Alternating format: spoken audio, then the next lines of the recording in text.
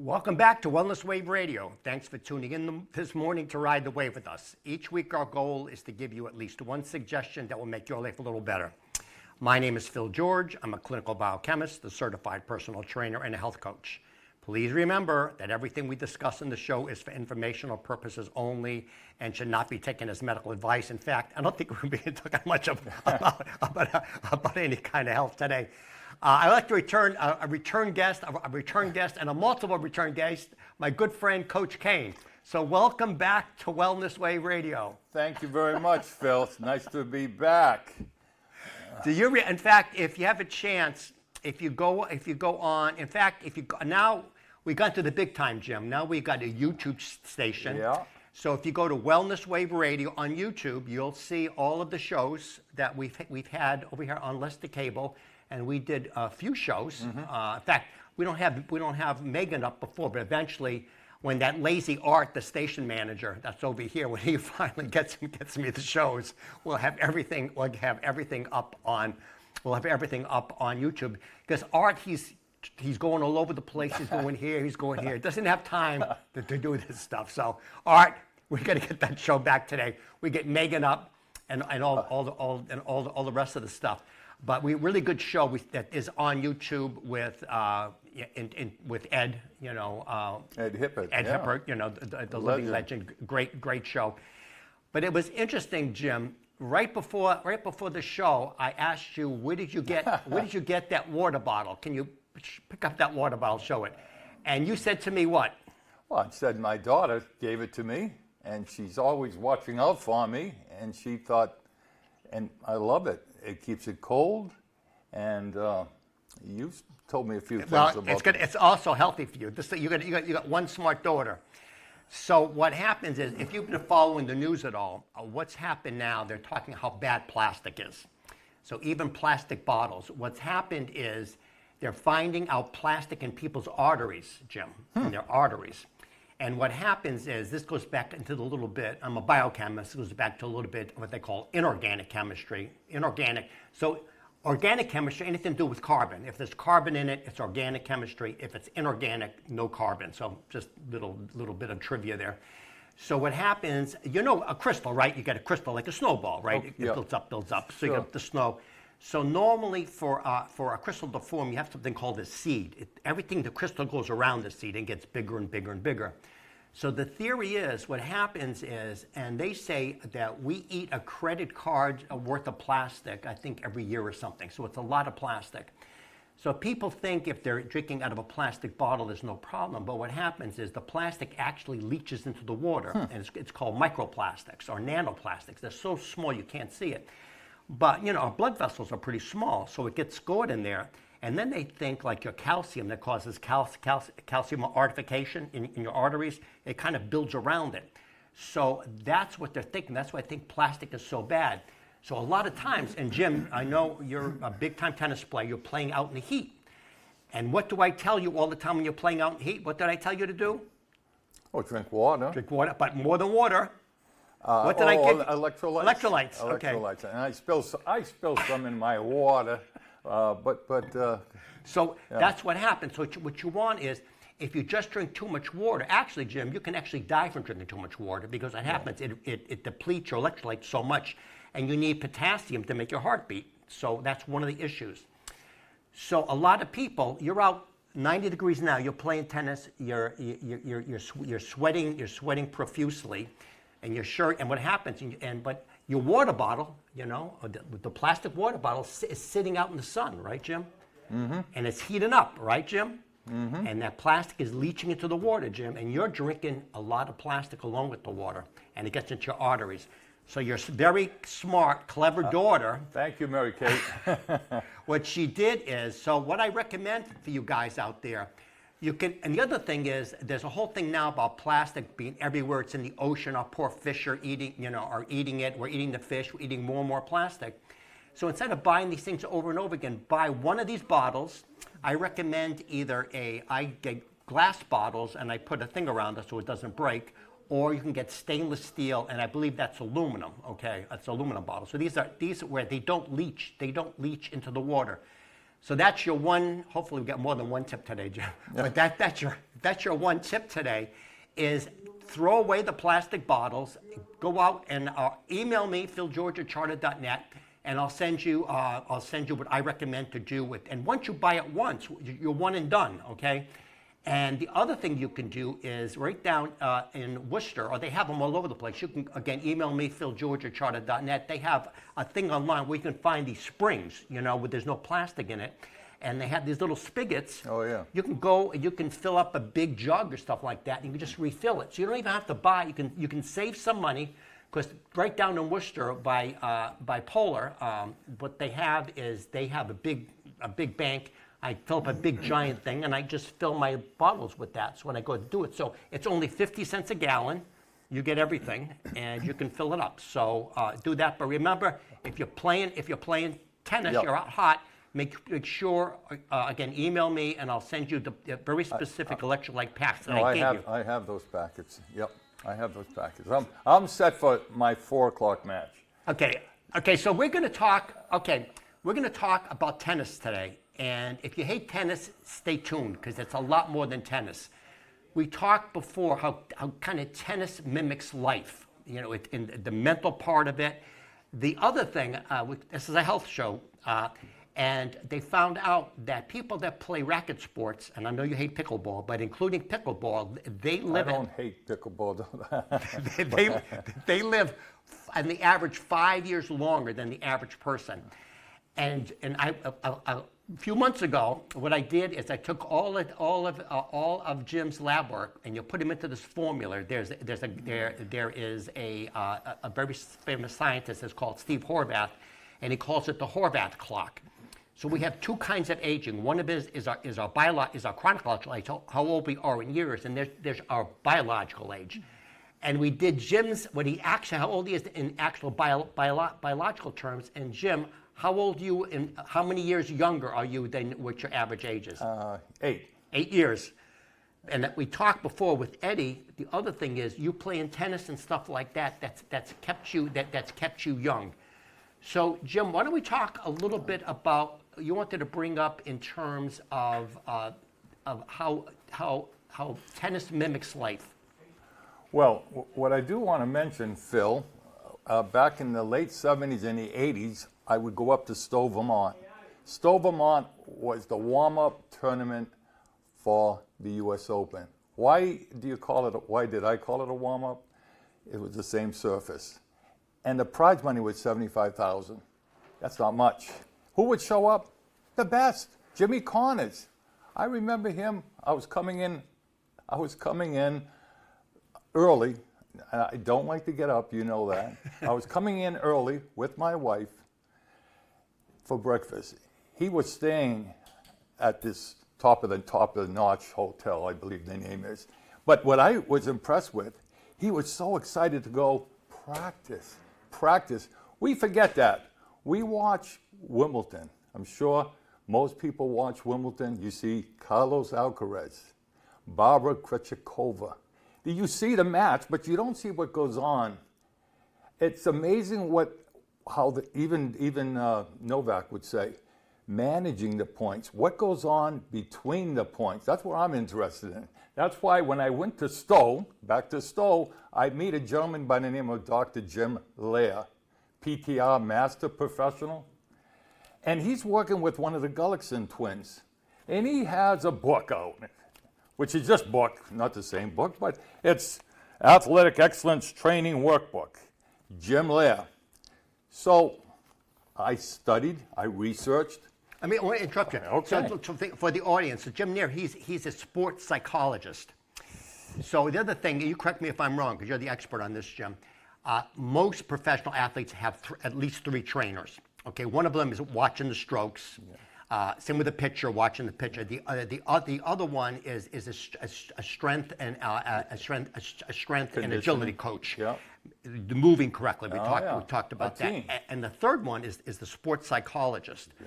And what I remember somebody saying to me once when I was, tennis way back when, you go out and watch 2 people warm up and they get their match. You can't tell the difference between the number 1 in the world and the number 100. because Jim, we talk about this. It's all between the ears. It's how you manage those points. Yes. Basketball, you're on the free throw line. You're going to make 2 free throws. The whole game depends on these 2 free throws. How well can you manage that? And I think this, and you mentioned before the show, Jim Lear, he goes up before businesses. Yes. At businesses, and he says, you got a deadline, Lester. You got to get this completed by this point, and the pressure's on you. Or you go to a big meeting and you're pitching a new account. How do you deal with that? You go up in front of a TED Talk. We talked about the TED Talk, the Superman pose. Yes. You know, it's basically is the mental part. So and that's crucial. And he teamed up with Jack Groppel, and they created the Human Performance Institute. But I remember I was talking, believe it, I don't know why I got these tickets. Somebody gave it. I'm talking to Rod Laver, Rocket Rod Laver, and I was young. And he was playing Vitas Gerulaitis. Remember that name? yeah. Great guy. The Lithuanian, and Vitas, you know this. Vitas was a big playboy. He was a big one with the girls. Anyways, that's awesome. And then didn't he lose to Jimmy Connors 16 straight times? Yeah. And then he finally won one, and the reporter asked him about it. He said, nobody beats Vitas more than 16 times or something. But I was talking to Laver. He was standing in front of me, and I asked the stupid questions like, how do you hit your backhand? But the thing he told me is what you're saying. He said, you know what? People who are watching, I'm playing with a rookie, I'm playing against a rookie. You can't tell who's the better player until the match is in balance. It could be the third set. It could be a tiebreaker. That's where the champions who know how to manage their emotions, who have the confidence, who have the trust. So when I met Dr. Jim Lear, he's working with one of the Gullickson twins. One of the Gullickson twins was Pete Samprage's coach. And they were wonderful human beings. We'd see him around, we'd see him up at the lounge with their wives. But anyways, he had this booklet out, and after the match, he would say to the Gullicksons, hey, here are 16 performance criteria. Rate yourself. 1 being poor, 2 being better, 3, 4. Well, I followed the whole thing. I went with the, I would meditate, transcendental meditation. I would meditate. I had a mantra. My mantra was let go. When I'm in a match, let go. Then after a while, people are reading my lips, and I said, you know, I'm going to have an anchor. They called it an anchor. So when I did at night, I would start with my toes, squeeze them for 10 seconds, let go. Yeah. And I'd work my way up until my eyebrows, let go. Then I would do this instead of saying let go. I'm out in a mat. I'm going to interrupt you right there. Yes, please. Okay, this is something to take away. Again, this is only about tennis. What you're talking about is a way people can go to sleep. Exactly what you said. What happens is when you, I talk to so many people, and one of my pillars of health is sleep. It's so important. And your mind is racing, and you don't know what's going on. What you said is one of the techniques they give people to go to sleep. First, you tense your toes. Yeah. Then you go all the way up the body, because what happens is, once you're thinking about doing these things, what it does is it relaxes your body. So for the audience out there, if you have trouble going to sleep, follow Jim's tips. You can email me, philgeorge@charter.net. They have a very specific videos on how to do that. Well, I'm standing, as you reminded me, I'm standing on the shoulders of great people. This gentleman, John Kabat-Zinn at UMass. Yeah. Stress reduction. He's in at halftime to a pro basketball team, and he's relaxing them, because if you're in competition, you need, at a certain point, you have to have an optimum in terms of your energy. And speaking of energy, Linda LeClaire wrote many books. She goes out as a private coach. I met her and her husband, Bryce. But they're hired. People pay these people. John Kabat-Zinn, I went to his seminar, and he'll teach you how to relax. Dr. Benson from Harvard, remember that book, Relaxation Response? You can actually affect your heart rate. Oh, no doubt. And when I went to see Dr. Lear, at the Grand Hyatt Hotel. He and Jack Groppel, they connected these people, could have been me, volunteers, and they wanted to know the pulse rate. They believe that you make mistakes when your pulse is going too fast. You make mistakes when it's too low. You have to have the right energy. You got to be the sweet zone. Let me just jump back to John Kabat-Zinn. So if people don't know, John Kabat-Zinn was at UMass, and one of his specialties actually was pain management. For people that have pain, that no drugs, is basically, there's an interesting Buddhist expression. It says, you can't avoid pain, but you can avoid suffering. In other words, you can have the pain, but how do you deal with the pain? Manage. Or manage the pain. Exactly what you're saying is also how do you deal with the stress? How do you deal with the stress? Which there's another thing, you and I have never spoken about this. It's called heart rate variability. And what happens, it's not like heart rate. So what they found out, again, a little bit into the biochemistry, you can be in one of two states. One of them is called what's called the autonomic nervous system, the central nervous system. One of them is called the sympathetic nervous system. That's the fight or flight. Mm-hmm. You know, you're ramped up, cortisol's going. Then what's called parasympathetic, which is the rest and recovery. So you want to be, and they can measure it, called HRV. I have something called an Oura ring. It measures that for me. I know I can look at it any point in time. It'll tell me exactly what am I in sympathetic, fight or flight, or am I in rest and recovery. When you're talking about, we're talking about this at the coffee shop. You have to be a little bit excited. Yes. But you can't be overly excited. Yeah. And I think that's one of the reasons why in sports, just like in a tennis match, just like Tom Brady, he's been in this so many times. Yeah. So if you're brand new, you're a rookie, you come out to the Super Bowl, or you're Caitlin Clark. This is your first game, or maybe your first championship. You don't know what to expect. You're excited. Yeah. You can you're probably too ramped up. But you've been in there 12 times, like Tom Brady. You've been there. You're excited, but you're not overly excited. That's so true. I mean, I remember playing football at Southbridge, and you're saluting the flag, and I'm nervous. But I'm saying, that's good. If I wasn't nervous, it wouldn't work out. So, but once the game, I will never forget, my football coach brought me into his office, and I wish I knew the animal that he compared me to. He says, you know, you're such a nice, quiet gentleman. He said, but you get between the lines, you become a beast. You're like a mongoose. Yeah. I don't know if you call me a mongoose or a barracuda. and even when we played against Bartlett, I played baseball for Webster Dudley Legion. So I knew the football players. So when we would play in a Thanksgiving Day game, and I heard that the coach said, hey, you got to get Gentleman Jim. Well, after they tackled me, just for the fun of it, I would say, hey, Lenny, that's a great tackle. You know, just to kind of give it to him a little bit. Or Jimmy Mason, hey, that's a great tackle. But trash talk. Yeah. Trash talk. That's trash talk. But again, I think this all relates. I mean, we all have stresses in our life. We can't avoid stress, but we have to know how to manage the stress. And I think another reason why, you know, you and I obviously are big into sports. It does so much for you in terms of that. It gives you these life lessons. The other thing is because you know I'm a big gym rat, so I go to the gym all the time. But the other thing is they found out, especially as people get older, they lose more and more friends. Their social group gets smaller and smaller. Mm-hmm. I just read, a study came out just a couple of weeks ago, that if your loneliness, isolation is equivalent to smoking like 5 or 6 cigarettes a day. It has a terrible, terrible thing on your health. So if you're going to the gym, or you're playing tennis, or you're playing pickleball, or whatever your sport is, you're going to socialize. And I think, and Artie was mentioned, and he may take up pickleball. Yeah. That's great. Whatever you want to do, that socialization, it's so important for your health. I got my 4 pillars of health I talk about. In fact, if you have a chance, you may want to check out, my radio show on WCRN. I had a ear, nose, and throat specialist, double board certified, and she talked a lot about this. It's so important.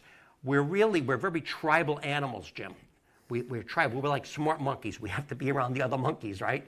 So what happens is you need to be around other people. So if you didn't have tennis,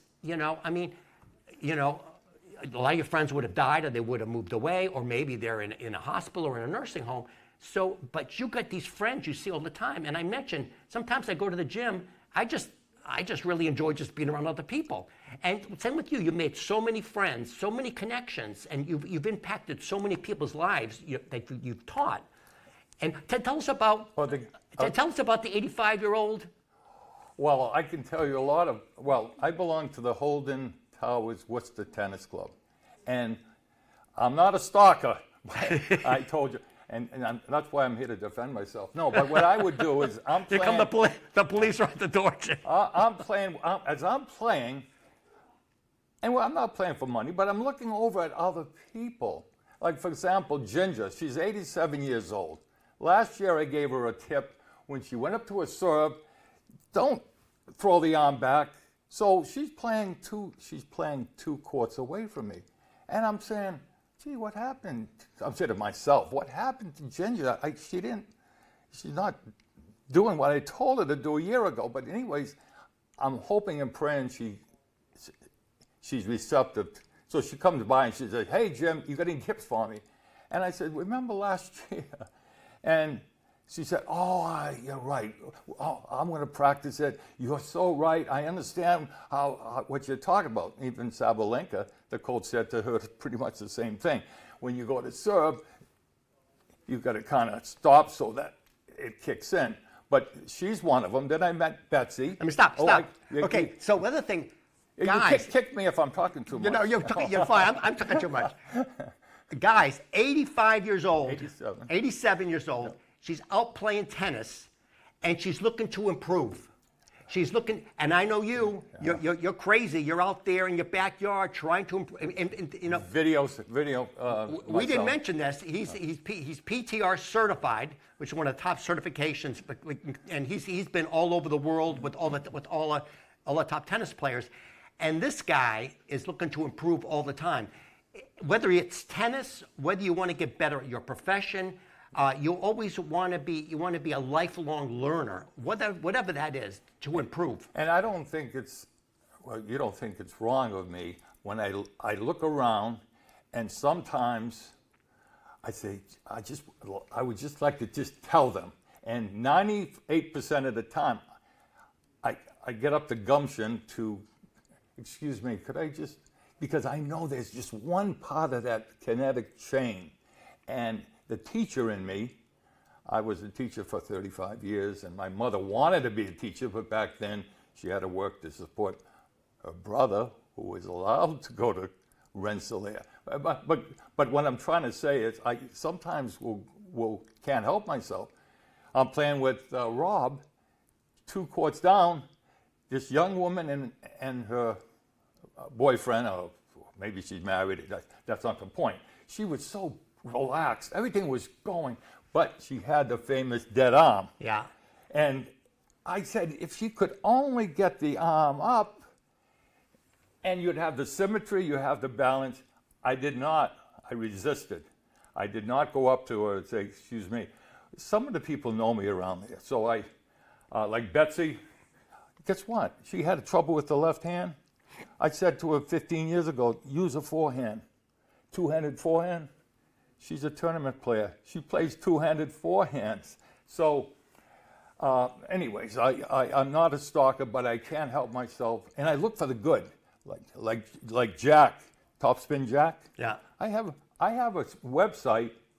No, I don't. I have a YouTube site where I call it Peer Tennis Lessons, where you learn from not the pros, from the people who are out there. So you have like a YouTube thing. Yep. Okay. So. Email me, philgeorge@charter.net. If you want, I'll shoot it over to Jim, because I don't want you stalking Jim. I don't want you stalking Jim. So shoot it over to me, and I'll get it over to Jim. But what Jim's talking about, and the difference, sometimes the smallest change will be. So I'm going to just demonstrate what Jim's talking about. So what Jim and I both do, because I'm also an instructor in terms of different types of fitness, And what Jim's talking about, a lot of people when they go to hit the shot, this hand is dead. Yeah. We call it dead arm. Dead so arm. they go like this. Wounded arm. Yeah. They go like this. And what Jim's saying, in order you want to go together, these two things is almost parallel. So what Jim did, he basically he turned it into a 2 arm. So she hit it with 2 arms. And she liked it. And sometimes what some people do is they'll wind up hitting 2 hands on both sides. Yeah. So Like Monica Seles. So a small change can make a huge difference. That's where I'm obsessed with. If we can just make that small change, then the whole kinetic change, because it comes right down. When you watch Carlos and you watched Barbara, they have a similar forehand, and it's a big forehand. So they're here, and then they come back with 2 hands on the racket, and the racket's on the outside, and then it comes on the inside. Now the left hand gets out of the way. Of course, they sit down. That's why we get Megan in here. She's going to have to do the 3-point landing, come back here, and then they come out. And look at my eyes. What would some of the people up at my club do? They'd be looking. So now he comes around. Sometimes they don't catch the racket. Why? It's going too fast. They're going to hurt themselves. The left hand is still here. So Carlos and Barbara would, and they may not catch it, but look at where it is. And where did he get the time? You know how they get the time? As they're coming down from the split stop, they already know it's a forehand. They've already turned. That because they better be ready, because they have a big looping, capital C, outside, inside, and it's a figure 8. That's why the 8 board, Jack Browdy's 8 board. I had my 3-year-old granddaughter a week ago riding the 8 board. Anyways. But I think the point we're trying to make Yep. is small changes, and even for everyday life, where if you make small changes. That famous book we talked about, Atomic Habits by James Clear, which we both love. Get that book, Atomic Habits by James Clear. They make these little tiny changes. Little changes for little things. So these are all things that you need to do in terms of your life or anything else. Yeah, I think I Ready, have got a time? feeling time is up. Okay. Boy, that went by fast. So next week, if Megan's back, we're going to have Megan actually demonstrate. We're going to do a whole bunch of drills and stuff like that. And so it's beautiful weather, a good time to take up tennis. And we'll be back next week. And thanks so much for coming on, Jim. Thank Okay, you. good to see you. Always a pleasure. And so tune in to Wellness Wave Radio on YouTube, and we'll be on there. See you next week.